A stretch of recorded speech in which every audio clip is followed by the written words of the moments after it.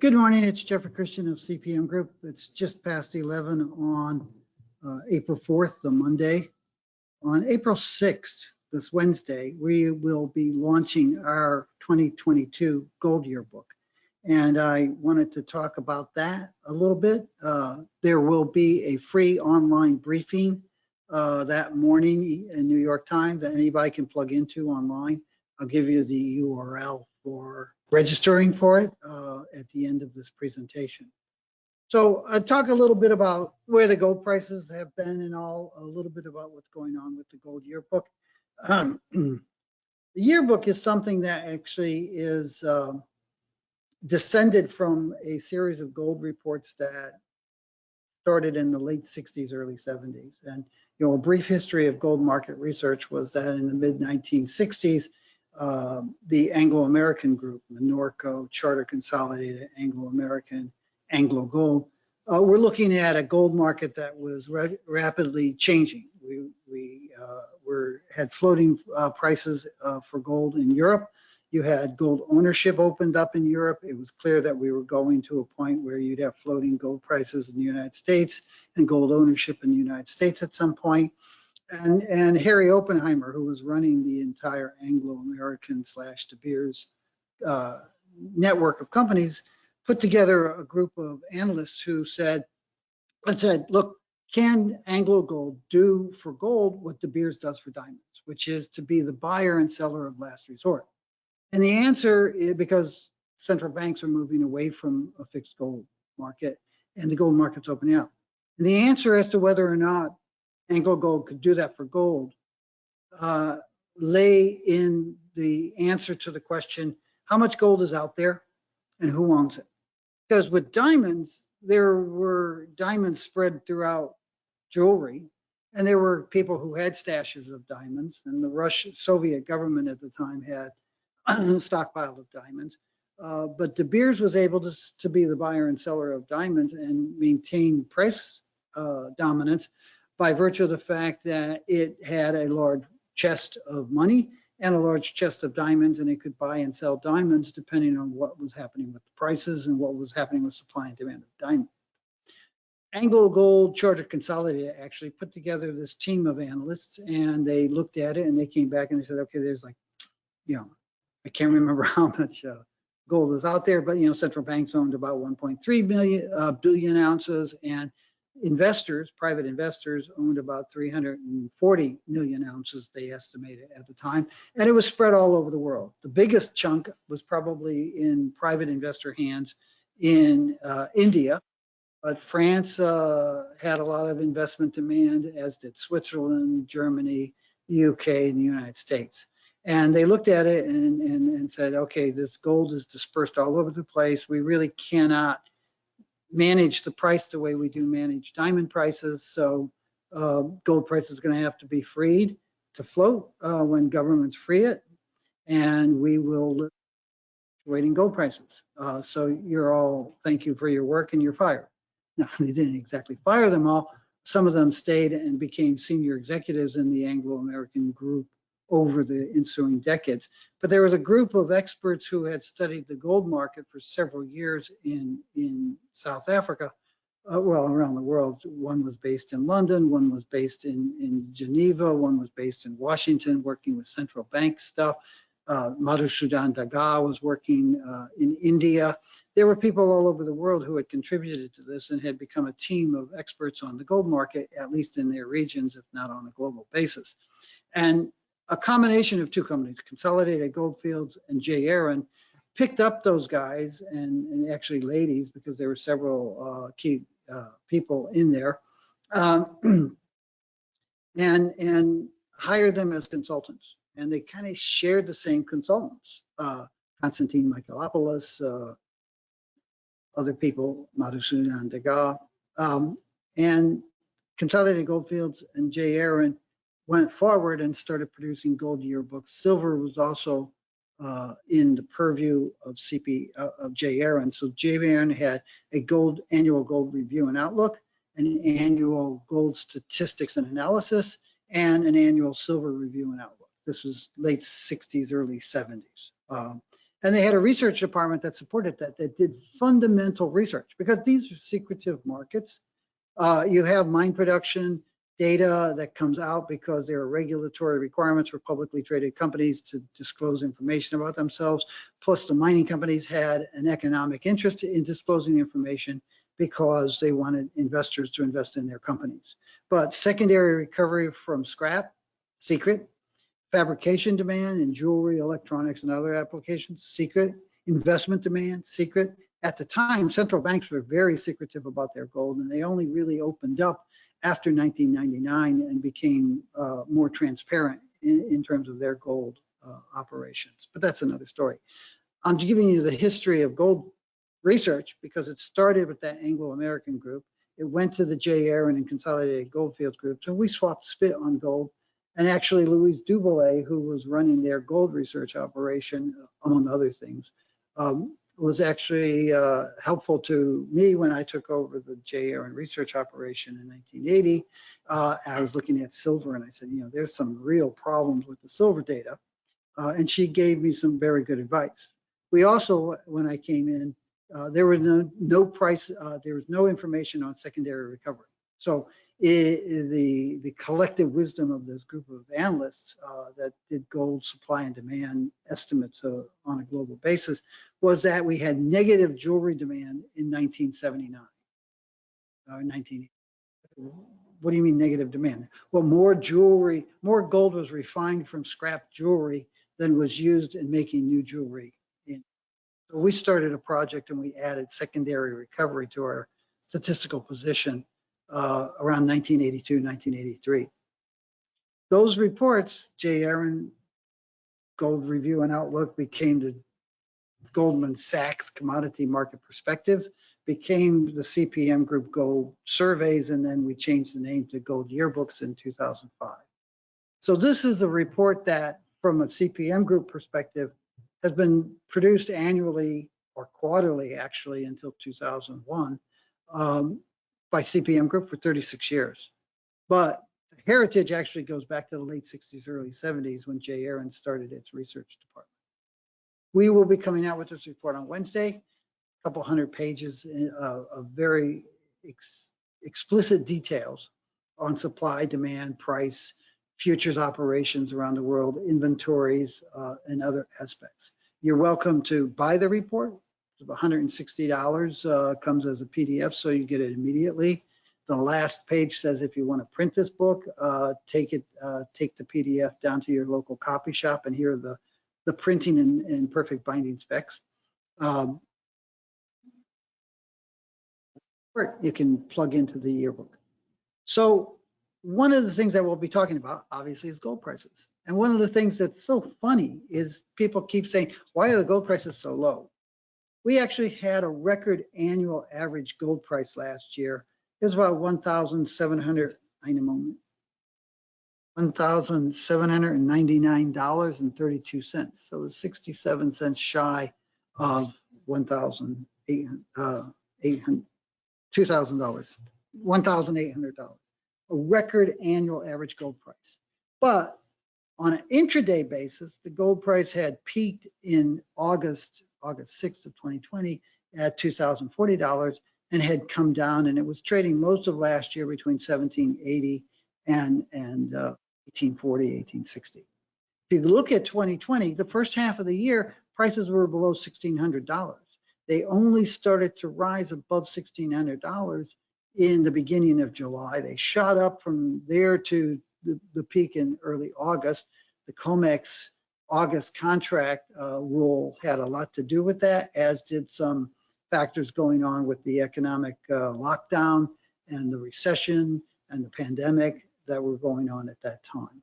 The price then actually fell during the second half of 2020 from August 6th until the end of the year. And it basically consolidated, but it consolidated at a higher price in 2021 than it had achieved in 2020. So 2020 was the record annual average price. 2021 exceeded it by about 1.7%. And as I pointed out in an earlier presentation, and as we'll point out in painful detail on Wednesday when we release the findings of the 2022 gold yearbook, what you saw was that in 2020, investors bought about 40 million ounces of gold and on a net basis as a group. And in 2021, they bought about 27 million ounces of gold. And that reflects the change in intraday prices from our daily prices from August, that one day in August through 2021. And as you can see, in 2022, thanks to the Russian government's efforts to manipulate the price of gold by attacking the Ukraine, the price has moved up to a new record intraday, daily settlement price of about $2,080. It's back down around $1,930 as we speak. A bit about the outlook for gold prices. Right now, gold prices are elevated, despite what people say, oh, why are gold prices so low? Gold prices are at record levels.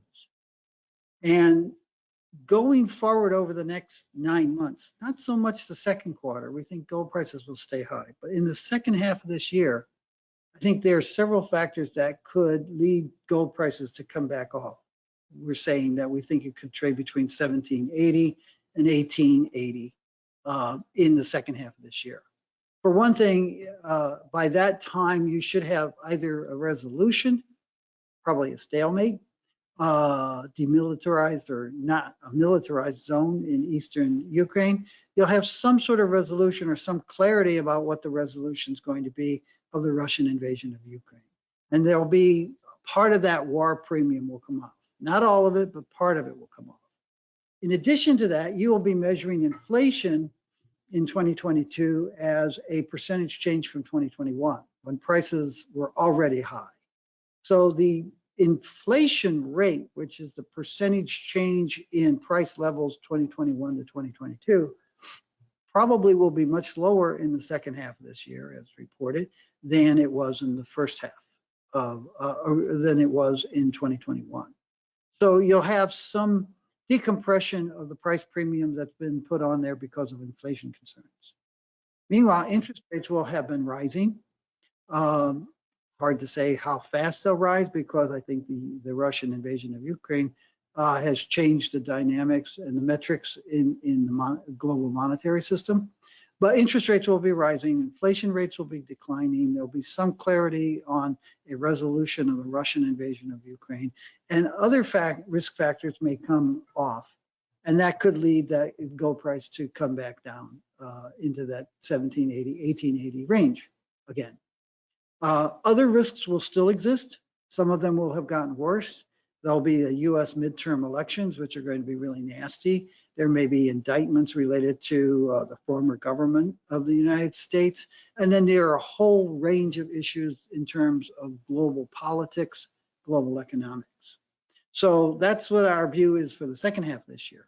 Beyond 2022, we do still think that the gold price will rise and probably will rise to new record levels, but not necessarily in late 2022 or 2023. And obviously some unforeseen change like a Russian attack on Poland could change the dynamics in the gold price trajectory sharply sooner rather than later. Third thing I want to talk about is Russia. There's a trope going around, the gross misunderstanding of what the Russian government announced a couple of weeks ago vis-a-vis gold. And I guess there are two issues. And the first one has to do with, and the trope is that the Russian government has pegged the ruble to the gold price, which it hasn't, and that this somehow or other represents a significant change on a global basis. What the Russian government has done is twofold. First off, it went to its Western European gas and oil importers and said, we want you to pay in rubles. And Germany and other European buyers of Russian gas and oil said, no, we have contracts that say we can pay you in dollars or euros, and we will honor those contracts. So the Russian government said, well, you should pay us in rubles or in gold. And the Western European government said, no, we're not going to pay you in rubles and we're not going to pay you in gold. And last week there was an agreement in which the Russian government said, we will accept rubles. You can pay for, or euros. You can pay for your oil and gas imports from Russia in euros, paid to Gazprom Bank, and Gazprom Bank will use those euros to buy rubles. And the ruble has strengthened. It had fallen sharply when they invaded the Ukraine, and the ruble strengthened. It strengthened for several reasons, one of which was that Gazprom Bank was now buying a lot of rubles, converting euros into rubles.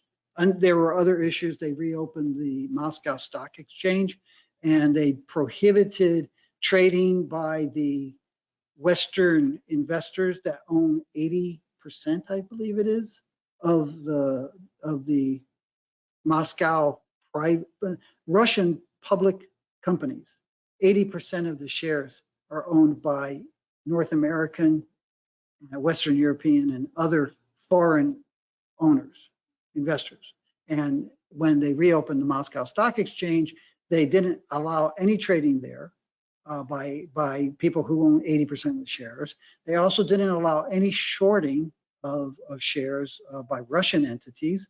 And they also had various other programs whereby various government agencies and their agents, companies that work closely with them, were buying shares. So all of that kind of supported the ruble and pushed it up. But there was no decision and no agreement and no action by anyone anywhere to pay for their oil and gas with rubles or with gold. So the gold price was not involved with the oil and gas. The second thing, which is what people have focused on and also misunderstood, is that the Russian government 2 weeks ago said, we will buy gold from Russian mining companies and refineries at 5,000 rubles per gram, which was about a 16%, 15, 16% discount to the global gold price. He said, we will buy gold from Russian mining companies and refineries at 5,000 rubles per gram.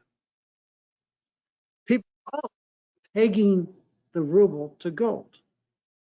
No, they're saying they have a maximum price of gold that they will pay domestic producers. Now, again, I showed you this chart a few weeks ago. The Russian central bank has about 73, 74 million ounces of gold in its monetary reserves. And then the Russian government and Russian army appear to have other reserves of gold too. This has nothing to do with that. And the Central Bank of Russia, I mean, if you go back to when they started joined the IMF in 1989 as the Soviet Union, they had 12.9 million ounces of gold. They dispersed some of that to the other republics. They had, 9 or 10 million ounces of gold in their reserves. As the oil price rose after 2003, they started buying gold domestically from domestic mining companies and refiners, not in the international market. And they started buying the gold with the increased flow of dollars and euros that they had from the higher oil and gas prices that they were receiving. Oil prices were $10 a barrel in around 2000, and natural gas prices were about $2 a million cubic feet at the time. But then the prices rose. Foreign exchange inflows into Russia and into the central bank increased, and they converted some of that flow into gold, and they own that gold. When the oil and gas prices collapsed in the second quarter of 2020, Russia stopped buying gold. And it really has been absent the market since April of 2020, the central bank. So what they said was not that we're pegging the ruble to gold. And they even say that they're going to buy gold internationally at 5,000 rubles per gram. What they said is we will buy gold from domestic producers and refiners for a few months at a price of 5,000 rubles per gram. Now, the price in the international market is at the time was about 6,000 rubles per gram. So they're saying, hey, you guys can sell us your gold at a 16% discount to the international price. And because we're Russia, you're not going to export it. We're not going to let you.